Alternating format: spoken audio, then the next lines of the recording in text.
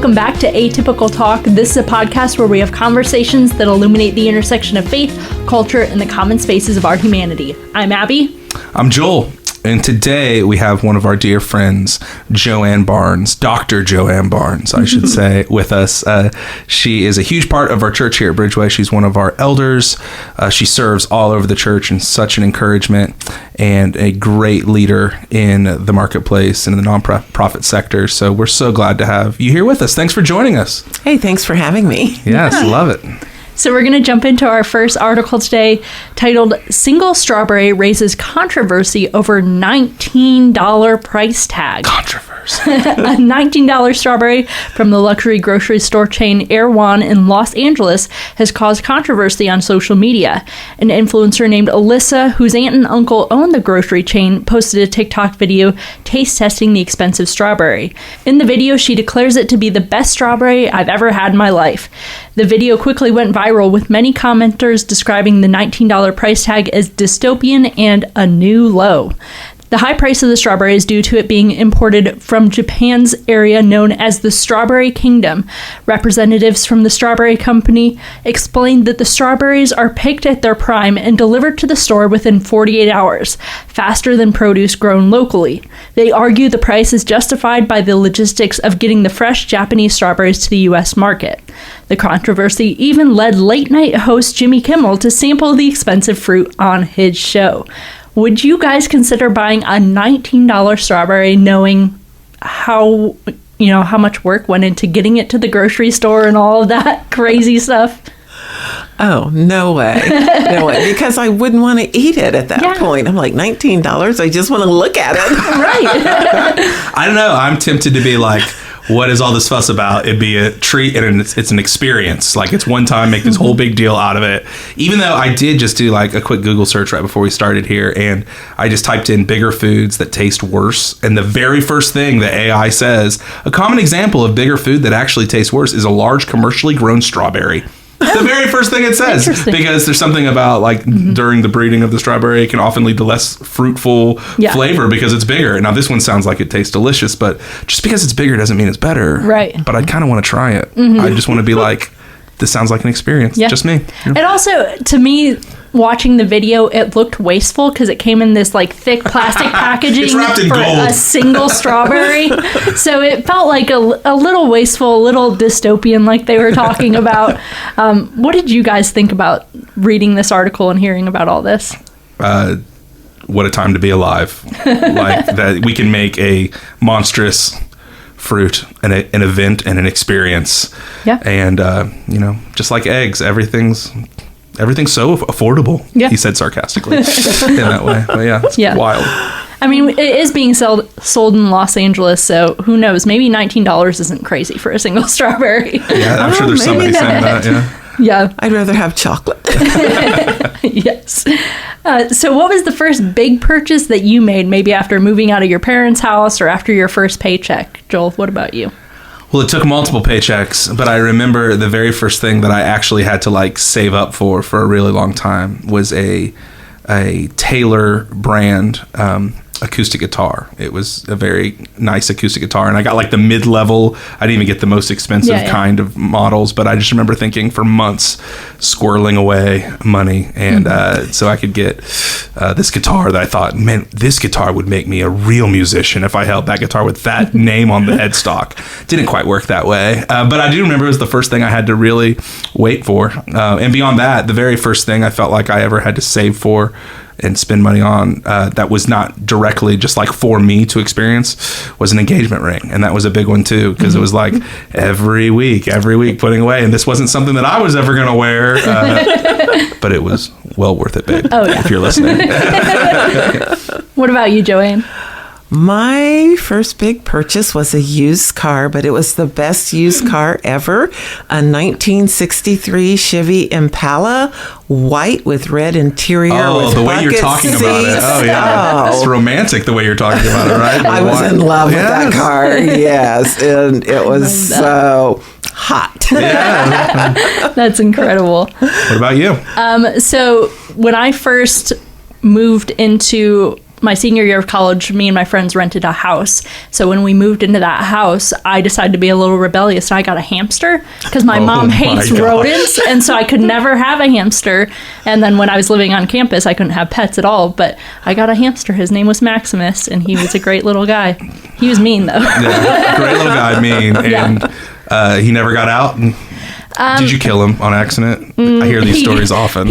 So when I moved into my first solo apartment, he got out and found the mousetrap behind the fridge. Oh, what a way to go, Maximus. I was crying for days after that. Oh, my gosh. Yeah. You're like, all that money, all that saving. Yeah.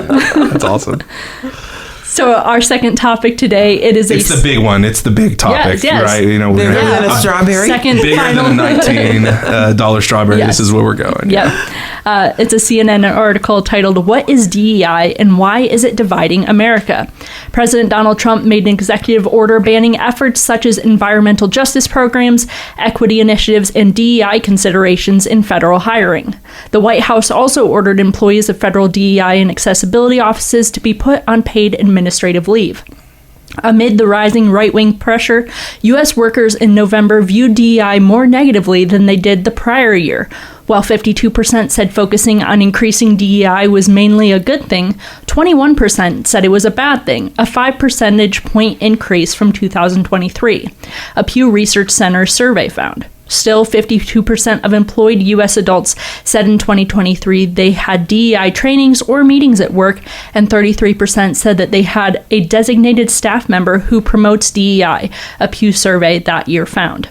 Critics say DEI programs are discriminatory and attempt to solve racial discrimination by disadvantaging other groups, particularly white Americans. But supporters and industry experts insist the decades-old practice has been politicized and is widely misunderstood.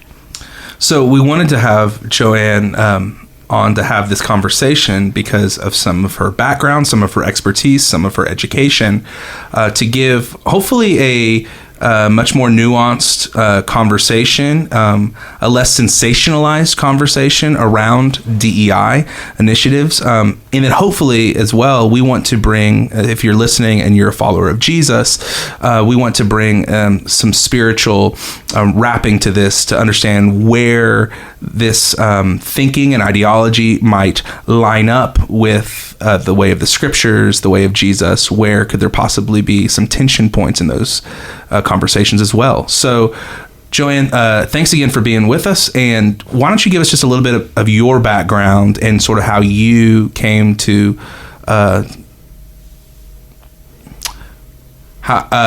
Joanne, why don't you give us just a little bit of your background and how you came to study and now teach DEI?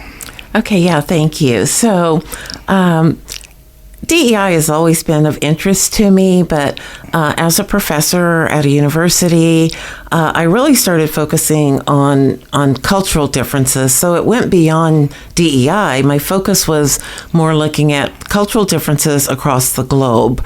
So after I completed my doctorate in organizational leadership, I went on for a postdoc at San Jose State University, where I actually studied global leadership. And in that space, I was really looking at culture and culture norms and worldviews and how people approach life that weren't like me. And in doing those studies, what I found out is that there was so much that I could apply in cross-cultural global learning that would actually apply to DEI.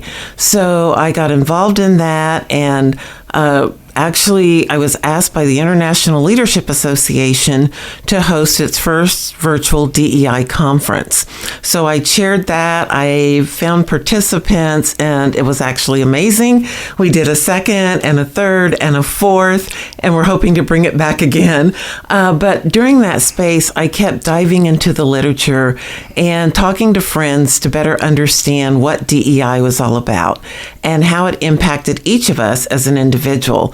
And so from there, I've been consulting with hospitals, universities, for-profit businesses around the world, actually, to get on the page with DEI, that it's not really such a bad thing. Yeah, and we know there's just a lot of fear around DEI. There's a lot of other ideas that are attached to what DEI is, maybe leaning into one political ideology or the other. So we're hoping just to have a broader, wider conversation about what it actually is and what it isn't, and maybe things that we can learn from it as well. Yeah.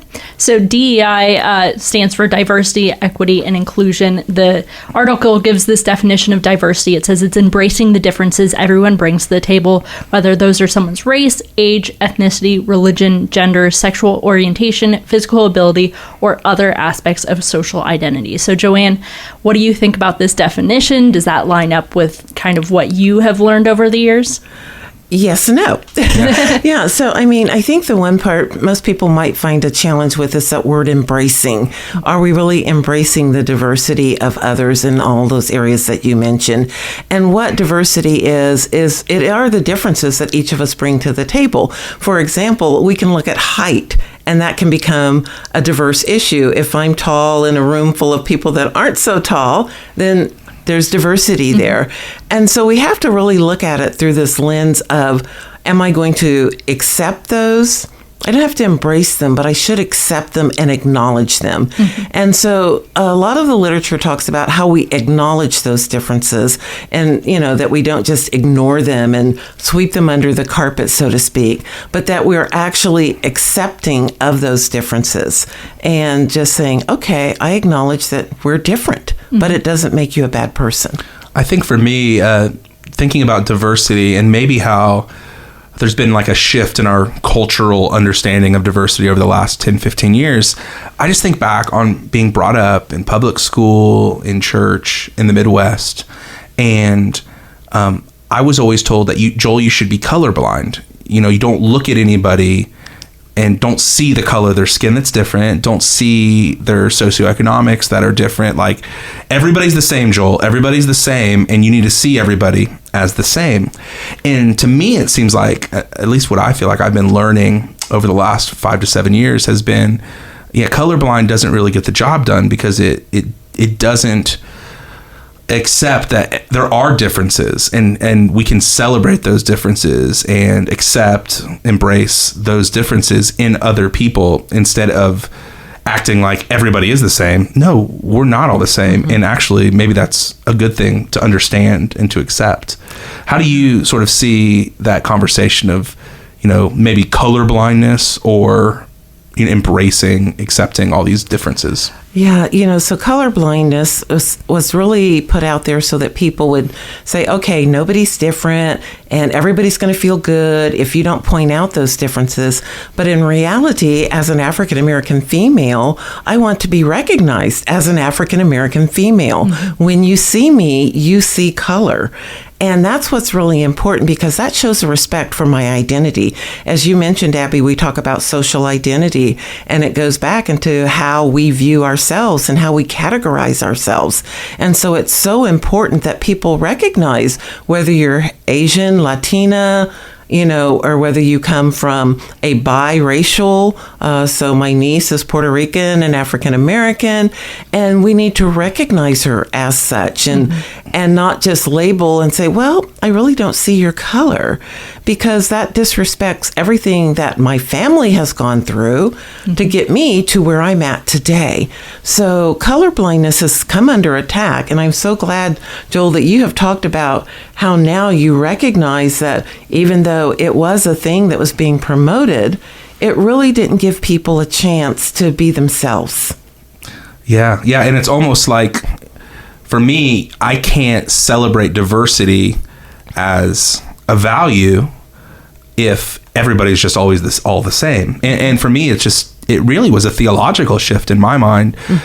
Me reading the New Testament in its first century cultural context, understanding Jew and Gentile. I used to think that the New Testament, especially the letters of Paul, were mostly like telling us how to live and how to get saved.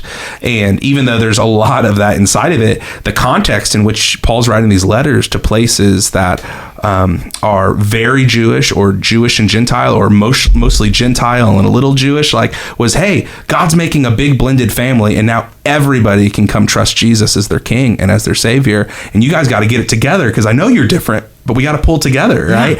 And that shift in me was, I couldn't continue with the color blindness thing, because God is making a big blended family, and he wants lots and lots of different types of people. He's a creative artist who loves to paint in different colors and use different stories, and it's actually better where there's diversity, because it shows more of God's heart and his creativity.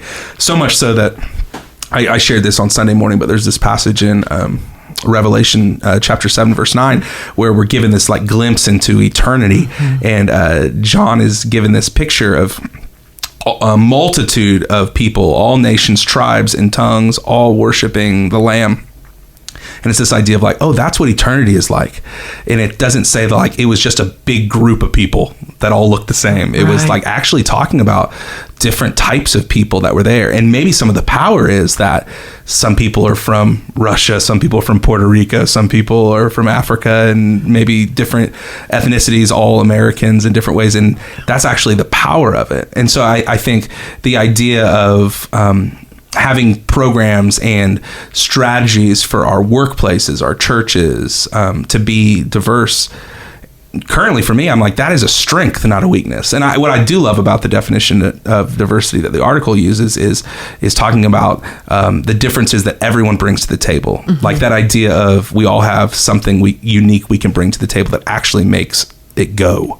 Yeah. And I love thinking about that, and the more diverse voices that are just beyond my implicit biases, the better, right? I mean, there was this time in a Bible study this last year where I was filling in at a table because their leader was gone that night. So I filled in at a table with a bunch of Gen Z girls, young women, I should say. And I was the only guy at the table. And there was this one thing we were talking about, and they're like, well, that's you assuming this about that girl in the story. And I'm like, oh my gosh, that's totally what I've always assumed forever. And I was never given this other picture of what it could be. And just an example of how we all come to the table with our own biases. Absolutely. And diversity helps check those things to see what everybody else is bringing to the table. And I left that Bible study that night with a better, more well-rounded, I think probably a better interpretation of that story because of those young Gen Z women that set me straight, or at least showed me a different way. So I think that's, it's a beautiful thing to encourage inside of our churches, inside of our workplaces.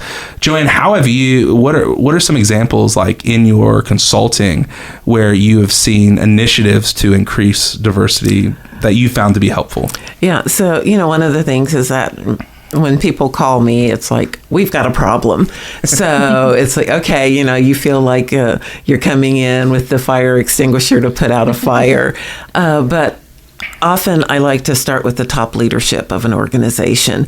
And when I do, I'm hoping that they're calling me in for the right reason. So one of the things I found that when you look at executive leadership teams, often they don't know who their people are. Unfortunately, their executive leadership team, they often look all alike. There's no gender diversity, there's no racial diversity or ethnicity mix. And so they have preconceived notions about individuals and who they are and where they live and how they dress. So one of the things I really start talking about is, what is the diversity of your workforce? And I tell them that there are many, many definitions of diversity, and that it is ever-changing because we as humans are ever-changing. We keep bringing different things to the table. We keep becoming more blended, and therefore our diversity is more blended. And at that point, when I'm working with this one organization in particular, I could see that nothing was clicking. Nothing at all was clicking for them. And I said, let's just go take a walk. Let's just walk around and let's talk to your people. Let's see, who they are. Besides just a hi in the hallway, you need to really understand who they are. And what was amazing is that they had this idea that they were different. Well, they were different in a way because they did not look like them. The majority of their workforce was African American or Black, whichever term you prefer. And the leadership was white. And so therefore, they already felt like, well, they're the worker bees and we would have nothing in common. And so once they started to talk to individuals, they found that their children went to the same school. They were in the same school district. They drove the same types of car. They even liked some of the same foods. And they, played golf. They had a lot of things in common that had often been ignored. So even though you were finding commonality, they were also seeing that diverse individuals don't have to be so different that you cannot have a relationship with them. And that was the takeaway is now, how do we build that relationship? How do you take those conversations that we just did in this 15-minute walk around and expand them into something that's weekly? And how do you better yourselves by knowing other individuals? And that's one of the things that we have to do, knowing that all of us are different and unique, but we also have similarities. And there's an exercise that I love to do where I bring in different photos of different things and I put them on posters, and then I give everybody stickers of different colors, and I ask them to go put stickers on everything that they've done or they'd like to do or food that they'd like to try. And nobody knows who has what color stickers because we're doing them very, discreetly. And then we do this great reveal, which is like, well, who said that they like to go camping, And they look around and they start to say, wow, I didn't know that about you. Let's talk some more. So to overcome diversity issues, we also have to look at what do we have in common. Yeah, that's awesome. So the next part of DEI that we want to talk about is equity. They define it as treating everyone fairly and providing equal opportunities. I think one thing that's very confusing with equity is equity versus equality. So can you talk a little bit about that? Yes, and I do like that definition because one of the things that we look at, people will use those terms interchangeably. Equality and equity mean the same thing. And I have a really great example. Organization had a tuition grant program, and but they have different staggered pay scales. And when I was looking at policies, which I often look at when I go into an organization. You're the person who's reading all the policies. Yeah, the one person. Yeah, no, I love it. Yeah. I'm the policy person that goes, uh-oh. Yeah. So we're looking at the policy, and I said, well, why does everybody get the same amount of tuition grant? Well, that's just our policy. And so when we started to put that in the lens of what equity is, I said, you have to remember that these individuals are not starting at the same monetary place. So somebody who's making $50,000 a year and somebody who's making $18,000 a year is going to need more of a tuition grant to get that bachelor's degree than somebody who's already got some extra income. And so how do we make that equitable so that people are actually starting at the same place to reach the same end goal? Equality was everybody gets tuition grant. But the equity was when they revised the policy based on levels of the organization. And that's where we started to see equity and people getting a better education. Yeah. I think I've heard some people, this is their biggest sticking point against DEI or saying that this is why this is wrong, is because they feel like it's being unfair by giving people extra advantages. Like this is where you get people talking about, well, they only got that job because they checked this box and they jumped ahead in line. And to a degree, like if that was reality, I do understand like that is something that bucks up against our American sensibility and meritocracy of you only get things because you've worked for them and you're the right person for the job. So I understand that nature of it. But is that what's happening inside of DEI when we're talking about equity? And if not, what is actually happening? Is there still a meritocracy? And what I mean by that is like people get what they deserve and what they've worked for and what their education level provides for. Yeah, Joe, that's actually two sides of the same coin. Okay. Because there are times where an individual will be promoted to their highest level of inefficiency because they can check off the boxes. As an individual, we have to know when we're not capable. So as I said, as a Black female, I've had those things that have happened to me that says, well, we want to promote you. And I'm a little vocal sometimes, and I go, I'm sorry, I'm not going to be the person that gives you 2 check marks, black and female. Yeah, the tokenism of it. I will not do it because I know I'm not capable of doing it. I know what my talents and my gifts are, and that's what I want to use. And so you see that, and then people who see that have this very negative association with equity and giving people a fair chance. But what DEI is really looking at is, I have this really great cartoon that I wish I had with me, and it has a gentleman who's getting ready to do a 5K and a female as well. And when it looks at the female, there's cactus and hurdles and broken bottles in the road and everything. And she's also a woman of color. And then the guy, nice guy, looking good, white male, and there's nothing in his track. Mm-hmm. And so what would happen if we want this race to be equitable? We would remove the obstacles so that they're both starting in the same place to get to the end. If we want it to be equal, they're going to run the same distance, but they're going to have, one's going to have hurdles and one is not.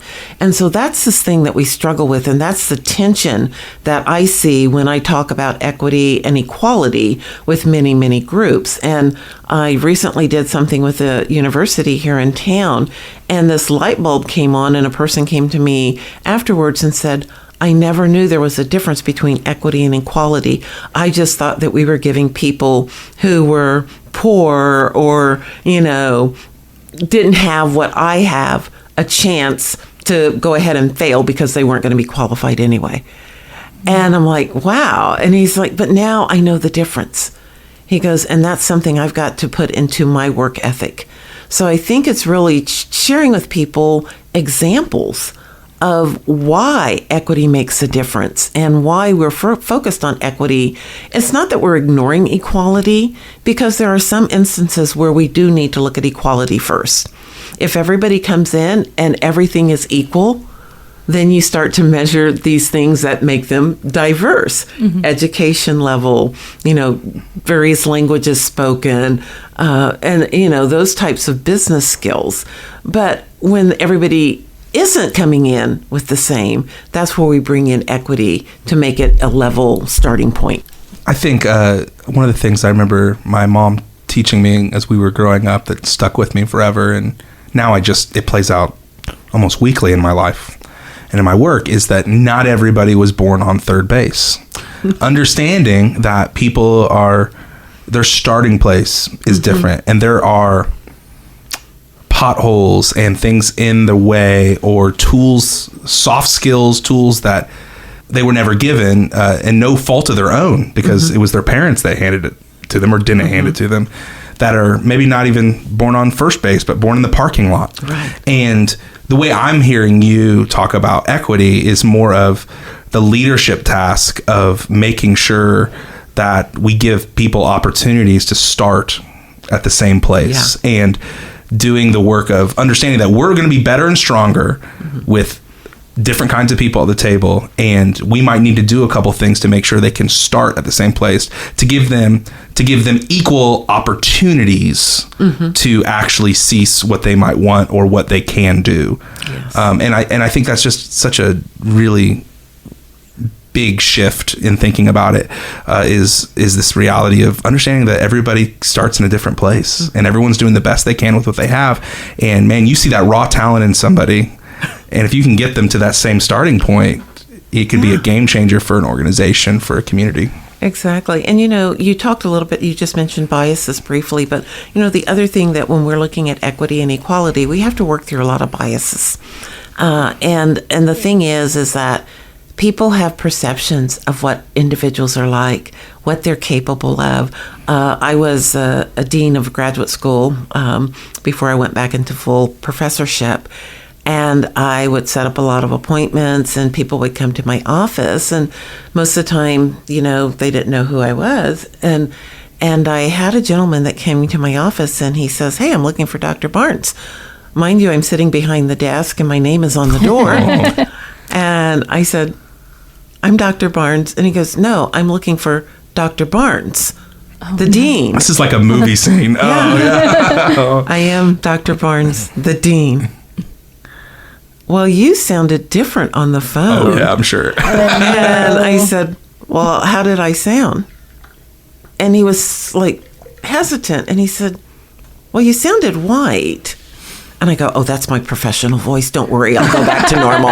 And just kind of made a joke of it. But his bias was that somebody that is in a role of leadership needs to look a certain way, speak a certain way. And when he saw me, it just threw everything off. And, I made light of it, and we were able to resolve his issue.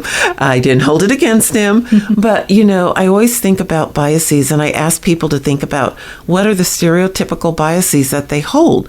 Not that all stereotypical biases are bad, because they're not. But we hold them, and that creates tension in our workplace, in our organization. And that's when sometimes DEI, DEIB gets a bad rap. And the B is biases? Belonging. Belonging. Oh, yeah. Right, yeah. The B is belonging. Okay. Yeah, I think one other thought on equity I think is just interesting is, again, going back to what I think maybe one of the main thrusts of our New Testament actually is God making this big blended family with Jesus being the center, but there being all these differences inside of this big blended family. The book of Romans, which a lot of people just treat as Paul's big theological treatise about salvation and what Jesus did, but there's actually, like, on the ground level, there was this big tension between Jewish Christians and Gentile Christians in Rome. And in chapter 12, Paul shifts the tone from just thinking like 3,000 feet above about what God's doing to, this is how you guys are called to live it out together. This is why you guys are called to like live this out together. And there are some people think that it's wrong to eat certain foods, and some people think it's you have to celebrate these special days, and there's all these differences that really show up in chapter 14. And Paul at the beginning of chapter 14 says, accept the one whose faith is weak without quarreling over disputable matters. One person's faith allows them to eat anything, but another whose faith is weak eats only vegetables. The one who eats everything must not treat them with contempt, the one who does not, and the one who does not eat everything must not judge the one who does, for God accepted them. And then to sort of end this section down in verse 19, he says something I think is really instructive for the posture we should have towards equity and giving people equal opportunities. He says in verse 19 of chapter 14, let us therefore make every effort to do what leads to peace and to mutual edification, which is building each other up. And so this posture of these different kinds of people is to do what it takes, make every effort to make peace between you and to build each other up, both sides up. And understanding that we all start in different places that means some of that work is to bring others up to the starting line who were not born on third base, but born on first base in the parking lot. And so this is part of our call, is to give people those equal opportunities for success by reaching them where they actually are. And what do we see in the story of God if we don't see a God meeting people exactly where they are and lifting them forward? That's the story. So equity is, I think, it can be held as a deeply Christian idea. And I just want to say, Joel, that because I do this work globally, when I'm in Europe, they actually put equity first. It's EDI. So they put a lot of focus on the equity of individuals and bringing that forward. And so, sometimes it's just taking a mind shift of where do we want our priorities to be? Mm-hmm. Do we want to focus more on equity, knowing that diversity is ever changing? And I always tell people that the leadership literature says there's over 5,000 definitions of leadership, and scholars cannot settle on one. We are getting to that point where, we have 1,000 definitions of diversity, and scholars cannot settle on one. Yeah. Mm-hmm. So lastly, we want to talk about inclusion. The article defines it as respecting everyone's voice and creating a culture in which people from all backgrounds feel encouraged to express their ideas and perspectives. I really like that definition. What do you think about it, Joanne? I love that definition. The area of being inclusive or feeling inclusion, it can take on a whole different realm in organizations and neighborhoods, because when we want to come in as our whole self. Mm-hmm. We want to bring in who we are. One of the things that we talk about is that I may come in, and if my dress clothes are normally jeans and a sweatshirt, and that's who I am and that's my identity, then don't make me feel like I don't belong or that I'm included because I'm not dressing like you. And so inclusion is respect me for who I am, but also respect me for the diversity of thought that I bring, for how I look, for my identity, for my lineage, for all of those things, and let me feel that my whole self, no matter how flawed, can come as I am. Mm-hmm. And often when we look at that inclusion, it's like, well, you have to wear these clothes. You have to be here at this time. You have to, wear this makeup and this cologne and perfume. And you have to drive a certain car and go to a certain place of worship. And that is wrong. Inclusion is saying, Joanne, here you are, looking the way that you do, acting the way that you do, speaking with a dialect that you speak with, but we love you anyway. Yeah. And we respect you for who you are. And we respect your diversity of thought and your diversity of opinion because that makes us stronger. And inclusion leads to belonging. And when you have inclusion, then you start to feel that you actually belong. I want to come to work. I want to come to this church. I want to. And you just fill in the blanks because when you belong to a place, you feel loved. Mm-hmm. And inclusion leads to belonging. And that's what we really want when we look at inclusion. But the definition is spot on. It's just being respected for who you are and allowing yourself to be all in just the way that you are. Yeah.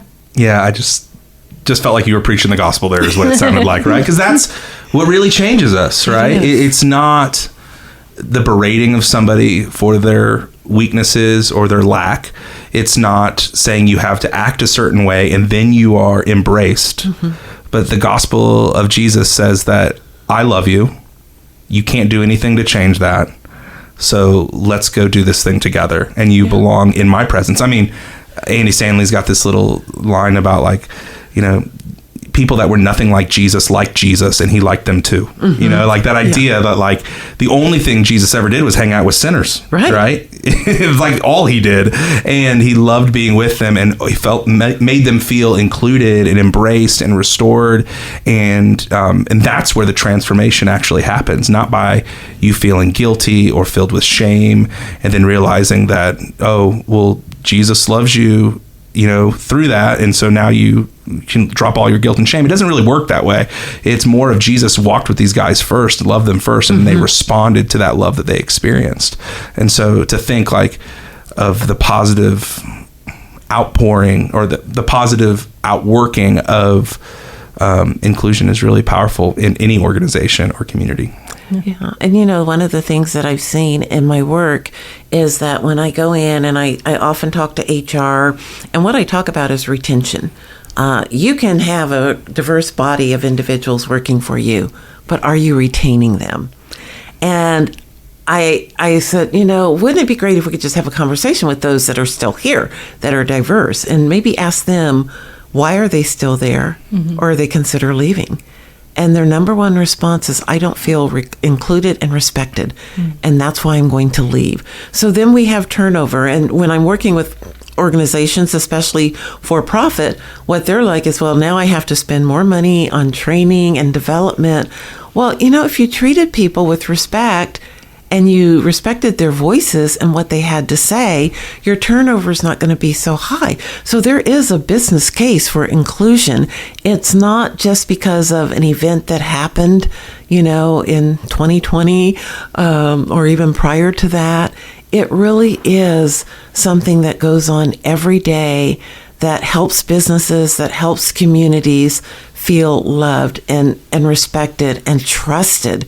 And I think leaders who approach DEI with humility, with cultural humility, they are more aware of themselves. And I like to teach self-awareness.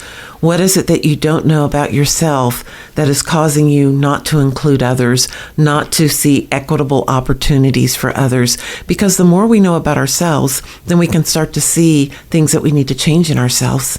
And then that helps us to create this place where we all feel loved and belonged.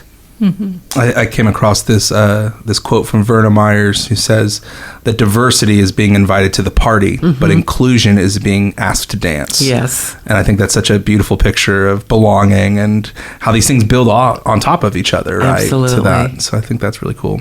And just another thing just to speak to is I know there's so much talk back and forth and fear-mongering from both sides of our political aisle about DEI.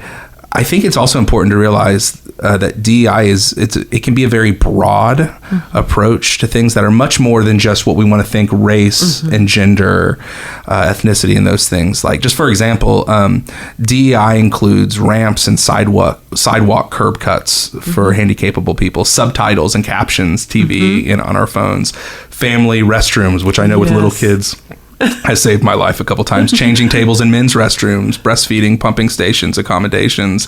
The idea inside of work, like floating paid holidays, paternal leave time, all these different kind of things, like flexible work arrangements. All these things that I think we would mostly agree are good things for us as a people. They came from doing the work of trying to make sure that there was diversity, equity, and inclusion. Not to say that every program is different, and the way that some people might hold DEI needs to always be constantly reformed, like everything that we do. But let's not, proverbially throw the baby out with the bathwater. Let's learn from it. Yeah, I mean, that's the thing, and that's why I talk about the definition. We can't just say diversity is and make it be black and white. We can't. And, as I talked about, neurodivergent individuals and what they need, especially adults, how do we make sure that when they go into the workplace, they're being cared for, they're being respected and loved and valued without being shamed because of what they're, for what they're doing, their neurological condition, or individuals that have suffered through post-traumatic stress disorder. There's so many things that we aren't sensitive to, and that's a part of our diverse universe that we live in. And one of the things, a little bit of side promotion here, is I was the lead editor for a book called Inclusive Leadership, Equity, and Belonging in Our Communities. And it is on Amazon. Yeah, we'll link that in the show notes for sure. Yeah, it's really fascinating. But it's an edited volume of diversity, equity, and inclusion and belonging. And there's some things about what we need, and it's written with a global lens so that we can say it's not U.S.-centric or Indiana-centric, but what do we need in the world today in order to let us all come together? And I think that's one of the important things that we have to look at now. Yeah. Well, thank you so much for joining us today, Joanne. That was awesome. Yeah, we really appreciate it. We've loved having these conversations with you. Well, thank you for having me. It's been a pleasure. Well, that's it for this episode of Atypical Talk. If you have any topics or questions, you can send those to atypicaltalkpod@gmail.com. You can follow us on Instagram, Facebook, and TikTok at Atypical Talk Pod. And make sure to subscribe on your favorite podcast platform to get updates when new episodes go live. We hope that these conversations today have helped you think wider, love deeper, and partner with God to bring the up there down here in your everyday life. Thanks for listening.